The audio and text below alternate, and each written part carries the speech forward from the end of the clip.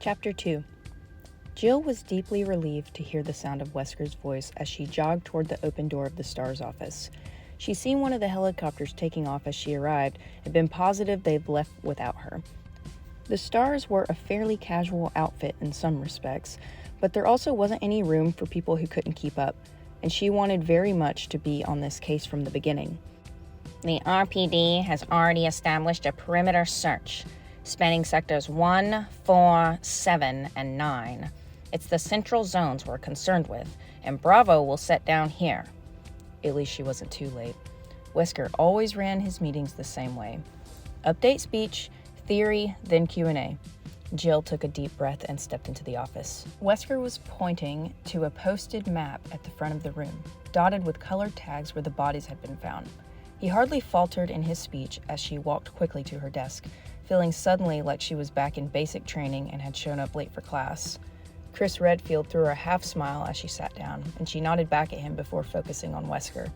She didn't know any of the Raccoon team that well, but Chris had made a real effort to make her feel welcome since she'd arrived. After a flyby of the other central areas, once they report in, we'll have a better idea of where to focus our energies.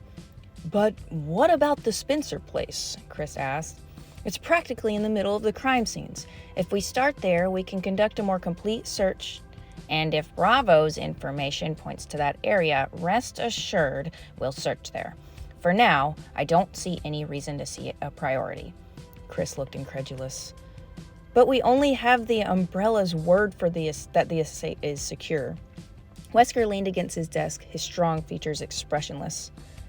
Chris, we all want to get to the bottom of this, but we have to work as a team. And the best approach here is to do a thorough search for those missing hikers before we start jumping to conclusions. Bravo will take a look-see, and we'll conduct this by the book. Chris frowned but said nothing more. Jill resisted the urge to roll her eyes at Wesker's little speech. He was doing the right thing technically, but had left out the part about it being politic to do as Chief Irons wanted. Irons had made it clear time and time again throughout the killing spree that he was in charge of the investigation and was calling the shots. It wouldn't have bothered her so much, except that Wesker presented himself as an independent thinker, a man who didn't play politics. She had joined the Stars because she couldn't stand the bullshit red tape that dominated so much of law enforcement, and Wesker's obvious deferral to the chief was irritating. Well, and don't forget that you stood a good chance of ending up in prison if you hadn't changed your occupation. Jill, I see that you managed to find the time to come in. Illuminate us with your brilliant insight. What have you got for us? Jill met Wesker's sharp gaze evenly, trying to seem as cool and composed as he was.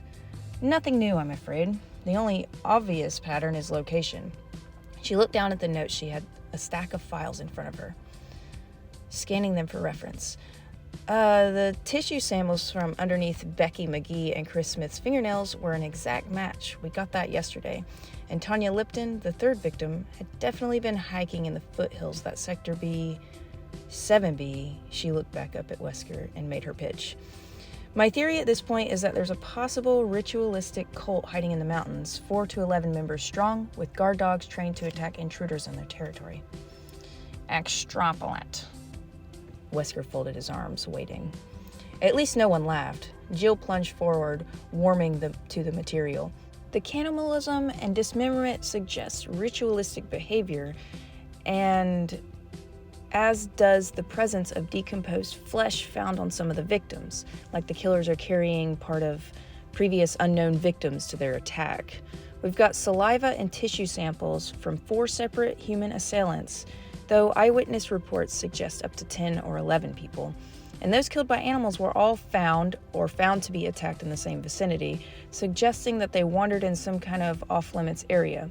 The saliva traces appear to be canine, though there is still some disagreement. She trailed off, finished. Wesker's face betrayed nothing, but he nodded slowly. Not bad. Not bad at all. Disprove? Jill sighed. She hated having to shoot down her own theory, but it was part of the job, and in all honesty, the part that most encouraged clear, rational thinking. The Stars trained their people not to fixate on any single path to the truth. She glanced at her notes again. It's highly unlikely that a cult that big would move around much, and the murders started too recently to be local. The RPD would have seen signs before now. Some escalation to this behavior. Also, the level of post-mortem violence indicates disorganized offenders, and they usually work solo. Joseph Frost, the Alpha vehicle specialist, piped up from the back of the room. The animal attack part works, though, protecting their territory and all that. Wesker scooped up a pen and walked to the dry erase board next to his desk, talking as he moved. I agree. He wrote territoriality on the board and then turned back to face her. Anything else? Jill shook her head, but felt good that she contributed something. She knew the cult aspect was reaching, but it had been all she could come up with. The police certainly hadn't come up with anything better. Wesker turned his attention to Brad Vickers, who suggested that it was a new strain of terrorism and that demands will be made soon. Wesker put terrorism on the board and didn't seem enthusiastic about the idea. Neither did anyone else. Brad quickly went back to his headset, checking on Bravo's team status. Both Joseph and Barry passed on theorizing, and Chris's views on the killings were already well known, if vague. He believed that there was an organized assault going on and external influences were involved somehow. Wesker asked if he had anything new to add, stressing new, Jill noticed, and Chris shook his head, looking depressed. Wesker capped the black pen and sat on the edge of his desk, gazing thoughtfully at the blank expanse of the board. It's a start, he said. I know you've all read the police and coroner reports and listened to the eyewitness accounts. Vickers over here. From the back of the room, Brad spoke quietly into his headset, interrupting Wesker. The captain lowered his voice and continued. Now, at this point, we don't know what we're dealing with, and I know that all of us have some concerns with how the RPD has been dealing with the situation. But now that we're on the case, What? At the sound of Brad's raised voice, Jill turned toward the back of the room along with everyone else. He was standing up, agitated, one hand pressed against the earpiece of his set. Bravo team, report! Repeat, Bravo team, report! Wesker stood up. Vickers, put it on comm! Brad hit the switch on the console, and his bright, crackling sound of static filled the room. Jill strained to hear a human voice amidst the fuzz, but for several tense seconds there was nothing. Then, you copy? Malfunction! We're gonna have to... The rest was lost in a burst of static.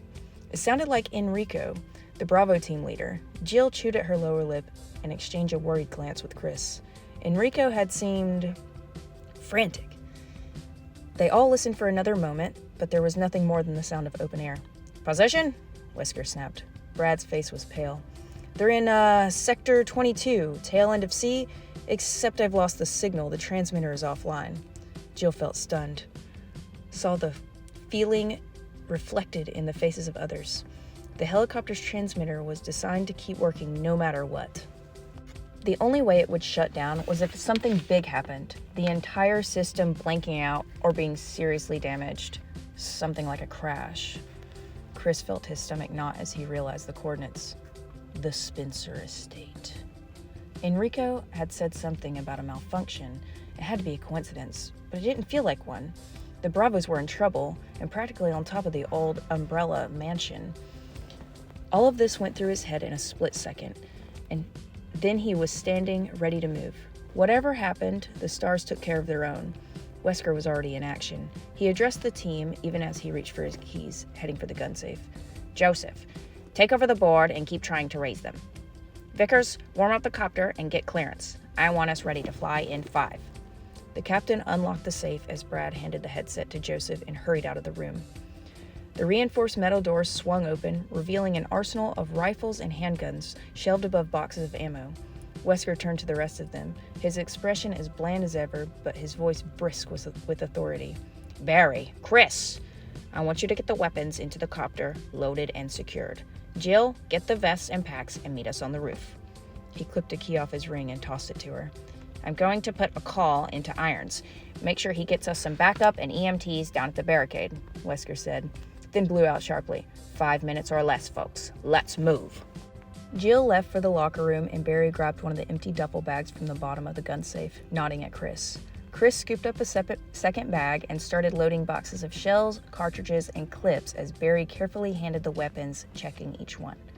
Behind them, Joseph again tried hailing the Bravo team to no avail. Chris wondered again about the proximity of Bravo's team and the last reported position to the Spencer estate. Was there a connection? And if so, how? Billy worked for Umbrella. They owned the estate. Chief? Wesker. We lost contact with Bravo. I'm taking us in. Chris felt a sudden rush of adrenaline and worked faster, aware that every second counted, could mean the difference between life and death for his friends and teammates. A serious crash was unlikely. The Bravos would have been flying low, and Forrest was a decent pilot. But what about after they'd gone down? Wesker quickly relayed the information to Irons over the phone and then hung up, walking back to join them. I'm going to make sure our copter's outfitted. Joseph, give it another minute and then turn it over to the boys at the front desk. You can help those two carry equipment. I'll see you at the top. Wesker nodded to them and hurried out, his footsteps clattering loudly down the hall. He's good, Barry said quietly, and Chris had to agree. It was reassuring to see their new captain didn't rattle so easily. Chris still wasn't sure how he felt about the man personally, but his respect for Wesker's ability was growing by the minute. Come in, Bravo. Do you copy? Repeat. Joseph patiently went on, his voice tight with strain, but please lost to the haze of white static that pulsed into the room. Wesker strode down the deserted hall through the shabbier of two second-floor waiting rooms, nodding briskly at a pair of uniforms that stood talking by the soda machine. The door to the outside landing was chalked open, a faint, humid breeze cutting through the stickness of the air inside. It was still daylight, but not for much longer. He hoped that wouldn't complicate matters, although he figured it probably would. Wesker took a left and started down the winding corridor that led to the helipad, absently running through a mental checklist, hailing open procedure, weapons, gear, report. He already knew that everything was in order, but he went through it again anyway. It didn't pay to get sloppy, and assumptions were first step down to the path. He liked to think of himself as a man of precision, one who had taken all possibilities into account and decided the best course of action after thoroughly weighing all factors. Control was what being a competent leader was all about. But to close this case, he shut the thought down before it could get any further. He knew what had to be done, and there was still plenty of time. All he needed to concentrate on now was getting the Bravos back safe and sound. Wesker opened the door at the end of the hall and stepped out into the bright evening, the rising hum of the copter's engine and the smell of machine oil filling his senses. The small rooftop helipad was cooler than inside, partly draped by the shadow of an aging water tower and empty except for the gunmetal gray Alpha helicopter. For the first time, he wondered what had gone wrong for Bravo. He'd had Joseph and the rookie check both birds outside yesterday, and they'd been fine, all systems go. He dismissed that train of thought as he walked towards the copter, his shadow falling long across the concrete. It didn't matter why anymore. What mattered was what came next. Expect the unexpected. That was the star's motto, although it basically meant to prepare for anything. Expect nothing, that's what was Wesker's motto. A little less catchy, maybe, but infinitely more useful. It virtually guaranteed that nothing would ever surprise him.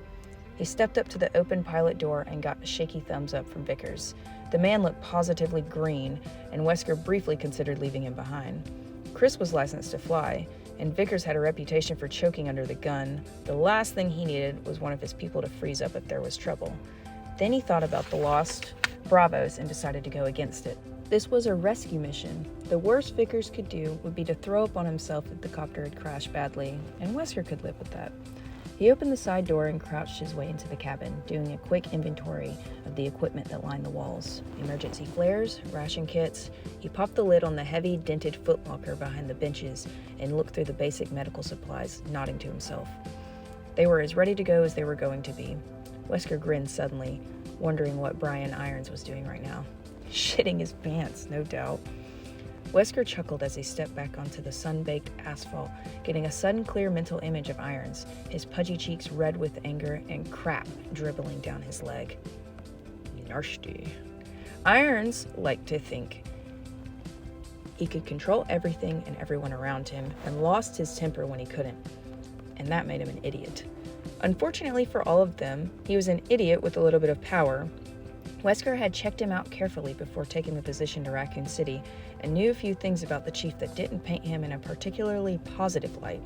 He had no intention of using that information, but if Irons attempted to screw things up one more time, Wesker had no qualms about letting the information get out.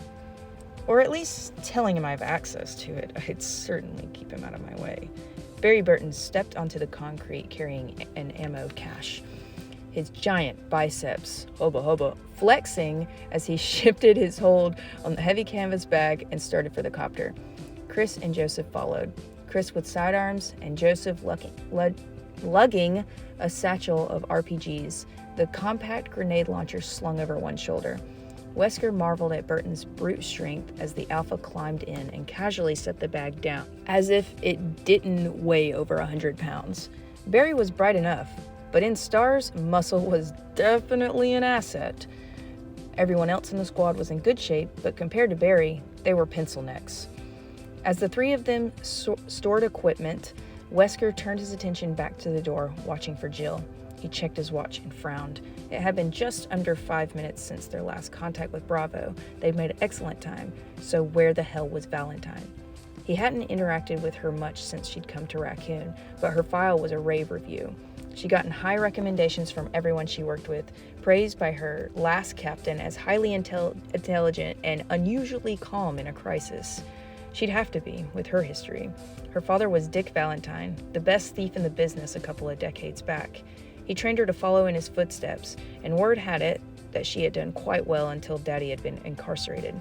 Prodigy or no, she could stand to buy a decent watch.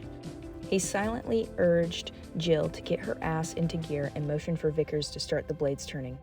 It was time to find out how bad things were out there.